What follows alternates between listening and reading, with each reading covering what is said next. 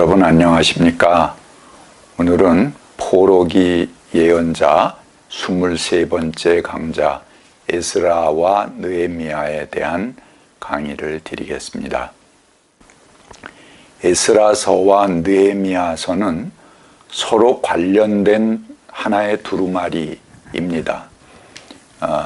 가장 오래된 사본들에는 이 두 책이 하나로 되어 있습니다. 제롬의 라틴어 역본 불가타에는 느헤미야를 제2 에스라라고 부릅니다.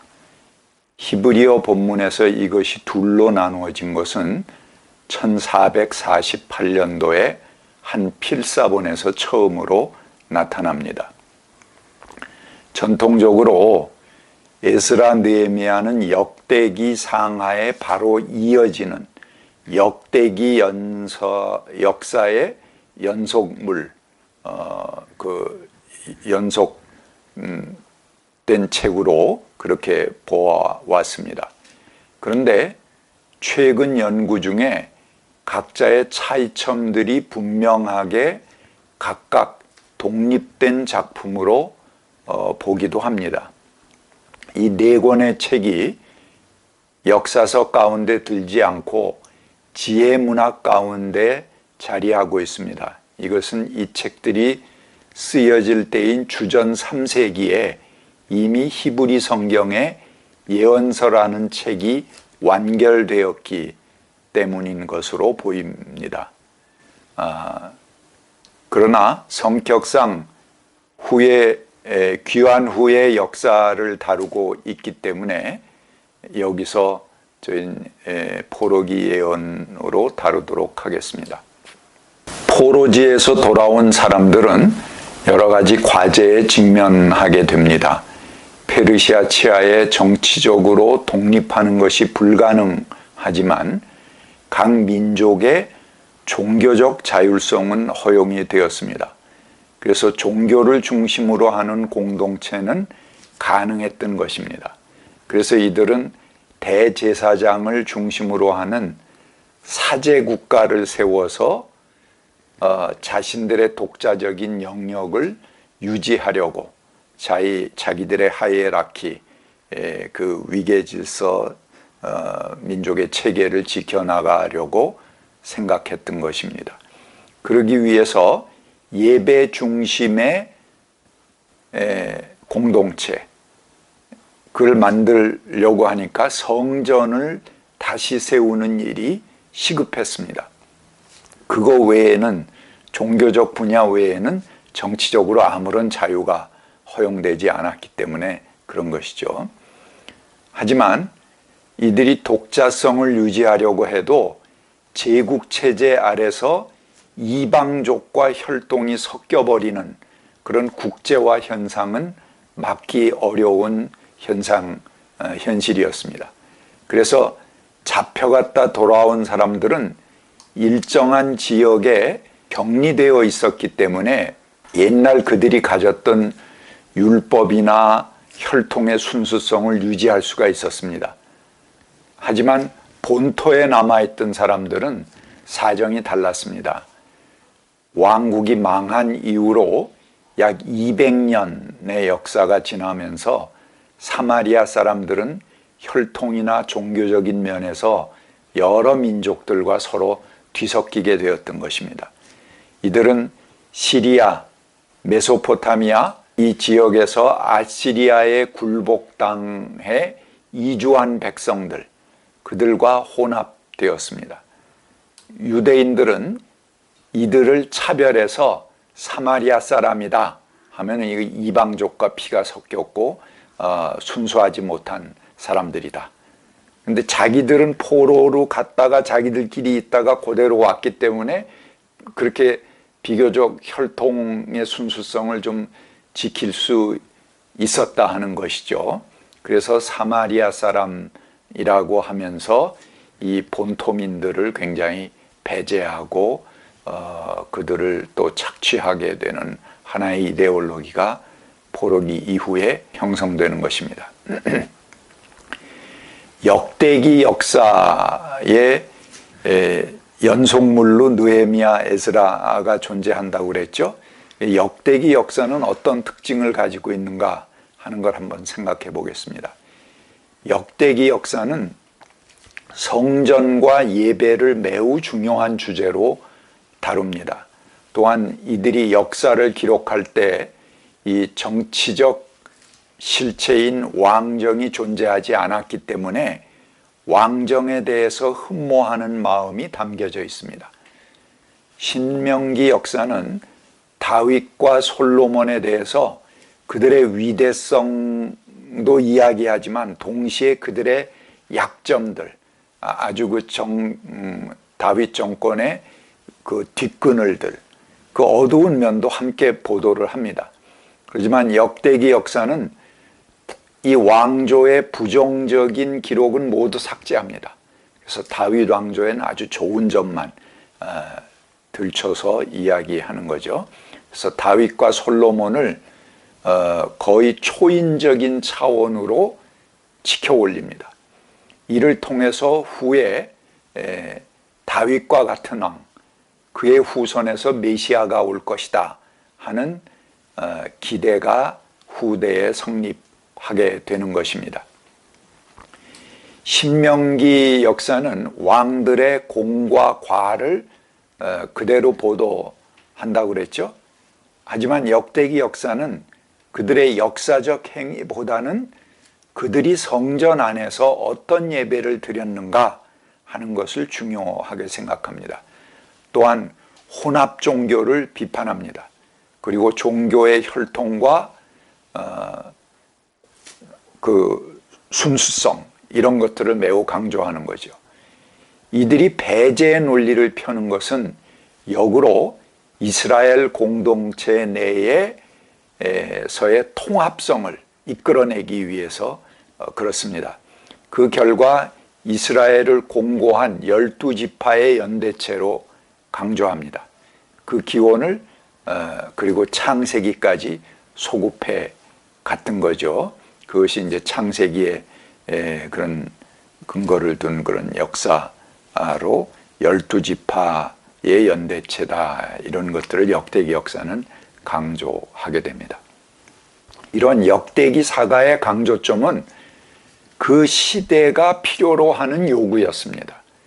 민족의 순수성과 아울러 공동체의 통합성, 굉장히 복잡할 거 아니에요. 포로로 갔다 온 사람, 옛날에 지파별로 남왕조, 북왕조 싸웠던 사람, 이런 사람들이 전혀 정치적 구심점 없이 다시 하나의 공동체로 묶어내야 되기 때문에 옛 역사부터 우리는 12지파다 하는 것을 강조하면서 그들 모두를 통합하는 이데올로기가 필요했던 것입니다. 그것이 역대기 역사에 아주 강하게 나타납니다. 제사장이었습니다, 에스라는. 그래서 제사장 에스라에 대해서 보겠습니다.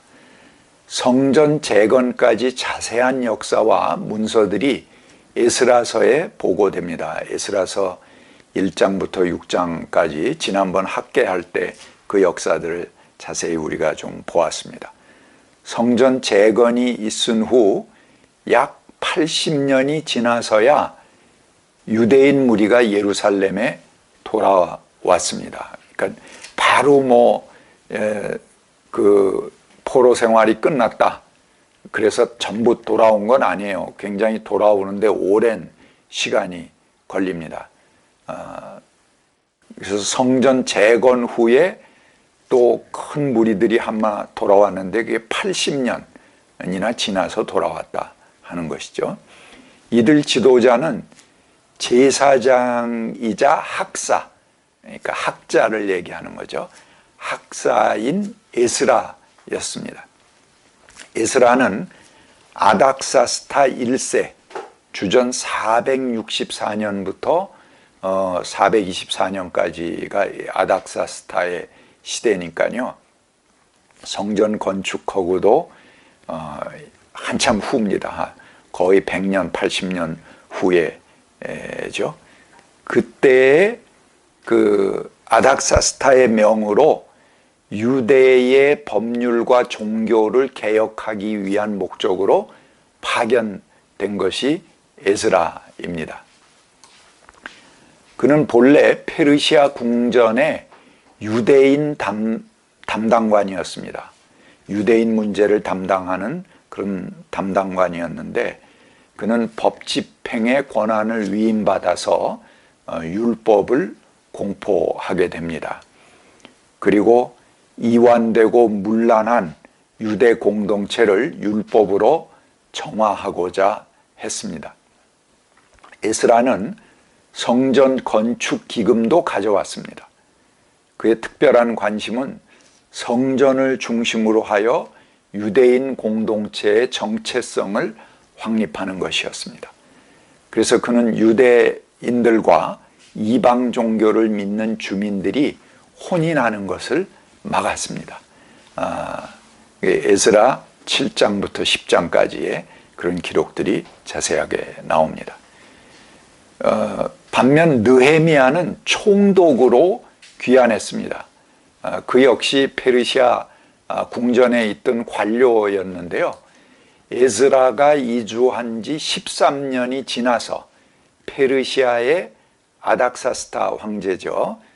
에스라를 파견했던 그 황제가 자신의 왕궁 관리 중에 왕의 수를 따르는 시종관이 바로 느헤미야였습니다.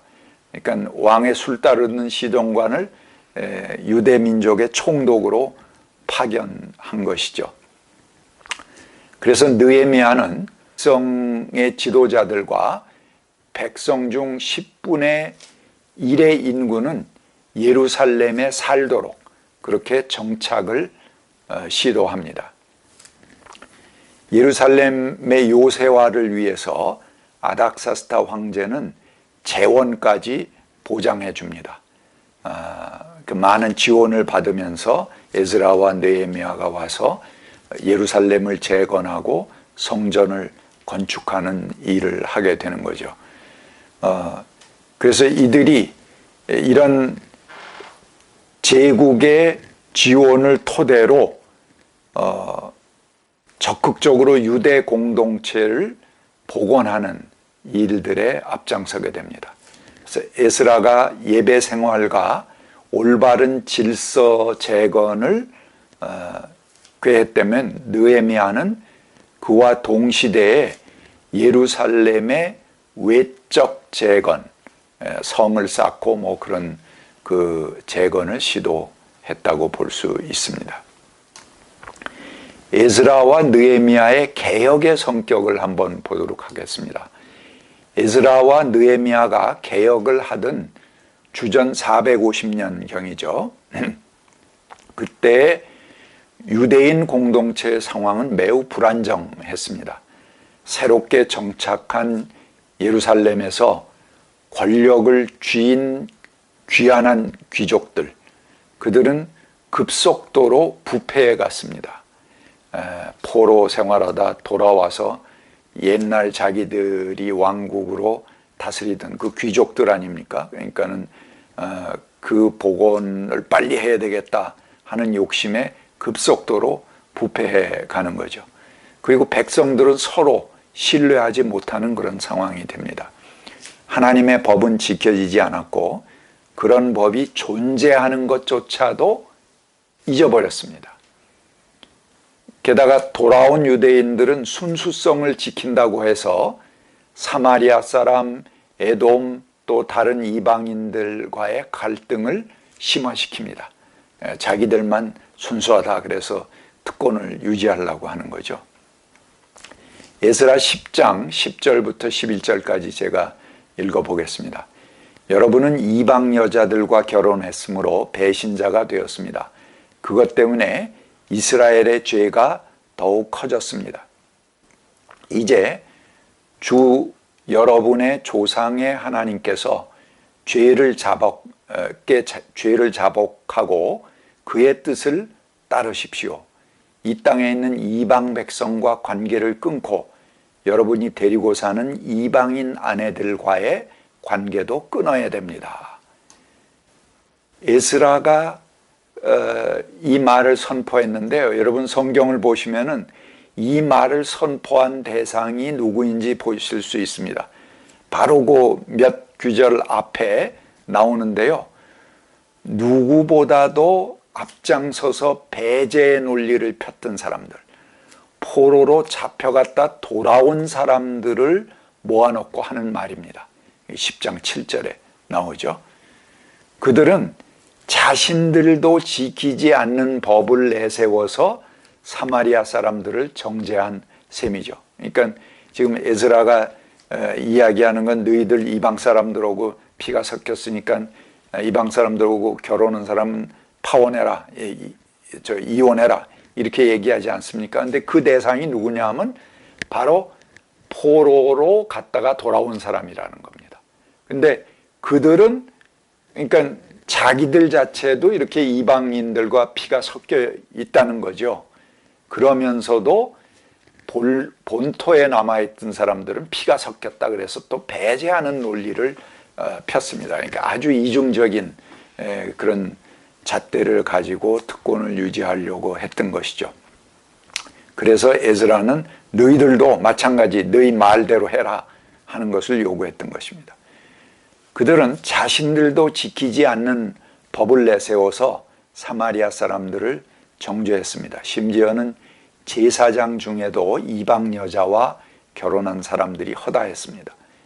그 명단이 에스라서 10장 18절부터 44절까지에 아주 상세하게 열거됩니다.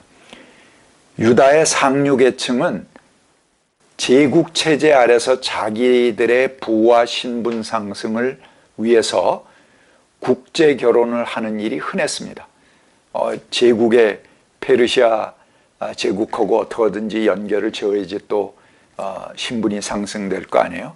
그래서 자기들은 그렇게 하면서 돌아와서 본토에 있는 사람들은 피가 섞였다고 배제하는 그런 개혁을 했다는 것이죠.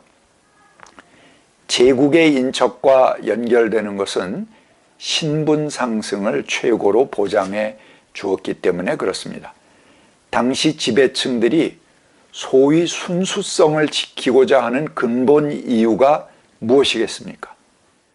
겉으로는 야훼 신앙과 하나님의 법을 지켜나가고자 한다 그렇게 이야기했지만 실상은 자기들의 생활 가운데는 하나님의 법이 없습니다. 그리고 그들마저도 전부 피가 섞여 있는 거예요. 그러니까 부정과 부패와 사기 행각이 난무하면서 오히려 다른 사람을 배제하는 논리만 펼쳤다 하는 것입니다. 이 부패한 사람들이 남 꼭 배제하죠. 자기들 부패는 감추고 보지 못하고 똑같은 현상들이 포로에서 귀환한 공동체들에 있었다 하는 것이죠. 이들이 지키고자 내세운 순수성은 단지 다른 것을 배제하고 자기들만의 특권, 자기들만의 이기심을 유지하고자 했던 것입니다. 그들은 자기 차별을 합리화시키는 그런 논리를 펼쳤습니다. 에스라는 이들에게 예외 없이 이방 백성과의 관계를 끊지 않으면 백성의 모임에서 제해버리겠다 그렇게 말합니다. 에스라는 이들에게 혈통의 순수성과 더불어서 신앙의 순수성을 회복할 것을 명합니다. 에스라의 개혁이 이렇게 껍데기만 남아서 자기들의 기득권을 지키는데 사용된 하나님의 법을 이 보편적인 법으로 또 생활의 한복판에 있는 법으로 가져오게 하는 운동이었습니다. 말만 하던 그 법을 실제 지키게 하는 것이 에스라 느헤미야의 개혁이었다 하는 것이죠. 그래서 그들 모두가 정말 그들의 말대로 이 법을 지키도록 정화하는 것이 에스라 느헤미야의 개혁에 속한다 하는 것입니다. 에스라는 이를 통해서 공동체에 닥치게 된 도덕적 해이와 위기 상황을 극복하고자 했던 것입니다. 야훼 신앙과 율법을 어떻게 회복했는가 하는 것을 보겠습니다. 오랫동안 포로 생활과 긴 귀환의 여정 속에서 아마도 대중에게 야훼 신앙은 잊혀진 것 같습니다. 그 당시에 돌아온 사람들, 있던 사람들 모두 하나님의 법을 잊어버렸습니다. 우리가 오경에서 살펴보았듯이 야훼의 법은 단지 종교법만이 아니고 획기적인 사회개혁법이고 평등법입니다. 당연히 각 시대를 이끌어오던 정권들에게는 부담스러운 법입니다. 그들은 자꾸 묻어버리고 사장시키는 일들을 해왔습니다. 그 법은 모두에게 부담스럽게 됩니다. 결국 하나님의 법은 두 눈 뜨고 그 문자들을 들여다보는 사람들에게도 가려지고 그리고 폐기되어 버립니다. 이스라엘 사람들은 하나님의 법을 손에 메어서 표로 삼고 이마에 붙여서 기호로 삼기도 하고 문설주와 대문에도 써서 붙여서 놓고 외우기도 합니다. 신명기의 6장에 이제 그런 귀절이 나오죠. 근데 지금도 이스라엘에 가면 아파트건 개인주택이건 이 말씀대로 집집마다 대문 옆에 하나님의 말씀을 적은 문패 비슷한 것들이 달려 있습니다. 그렇다고 그들이 하나님의 말씀을 하나하나 철저히 지키면서 사는 것은 물론 아닙니다. 어느 시대건 참다운 말씀은 천대받습니다. 단지 요란한 종교의 형식만을 남긴 채 보고도 못 본 채 아예 보려고도 아니하고 그러다가 만성이 되어서 보아도 있는 줄도 모르는 것이 진짜 참 하나님의 말씀입니다. 요즘같이 한글만 알면 모두에게 말씀이 공개되는 세상에도 진짜 중요한 말씀들은 오히려 빤히 보면서도 무시해버리고 외면해버리지 않습니까? 사람들이 하나님의 법이 가진 혁명적인 내용을 교묘하게 비껴가고 그 내용을 생경하게 만들어가는 것이 예나 지금이나 똑같은 일이라고 생각이 됩니다. 이스라엘 역사 안에도 그 내용을 잊어버리고 다시 선포하는 것을 수없이 반복해 왔습니다. 요시아의 개혁도 보세요.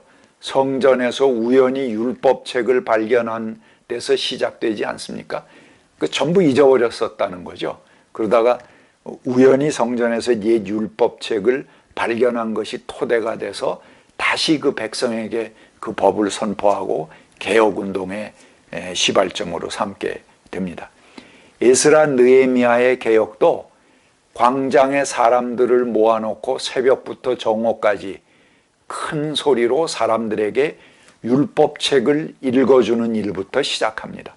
하지만 그들이 자기들이 쓰던 히브리 말조차를 잊어버렸어요. 그래서 그 당시에 사람들이 아람어를 썼다고 그래요. 그래서 아람어로 번역해서 읽어주어야 할 정도였다. 느헤미야 8장 8절에 그렇게 나오죠. 율법의 내용을 잊어버린 것은 오히려 당연한 일이었습니다. 말조차 잊어버리고 그 법이 있는지조차도 잊어버린 그런 세대였으니까요. 그들은 율법의 말씀을 들으면서 모두 울었습니다. 이렇게 아름다운 법이 있구나. 우리가 이렇게 훌륭한 하나님 야훼 신앙을 가지고 있구나 하는 거에 스스로들 감격하는 거죠. 그들은 이 놀라운 말씀에 뛸 듯이 기뻐했다. 그리고 여호수아 이래 이렇게 축제를 즐긴 일이 없었다라고 느헤미야 8장 17절에 말하고 있습니다. 그런가 하면 백성들은 모두 금식하면서 죄를 뒤집어 쓰고 회개했습니다. 그리고 하나님의 법에 순명하겠다는 뜻으로 언약에 서명하는 서명식을 하게 됩니다. 마침내 이런 개혁의 결과는 율법의 순수성을 지켜나가기 위해서 자폰금지, 또 율법의 평등사회 정신들을 다시 사회 제도로 확립하게 됩니다. 안식일 준수, 휴경농법, 부채 탕감, 이자 없이 구워주는 일 등 이런 것들을 동시에 시도하게 되는 것이죠. 그래서 에스라 느헤미야의 개혁이 전 국민적인 붐을 일으키게 됩니다. 이는 유다 사회의 지배층, 그들의 부패를 겨냥하고 이스라엘 공동체에 옛 가졌던 그 평등사회의 질서들을 거기서부터 유래한 법들을 되살리는 그런 조치였습니다. 그것이 에스라와 느헤미야의 개혁의 골자입니다. 감사합니다.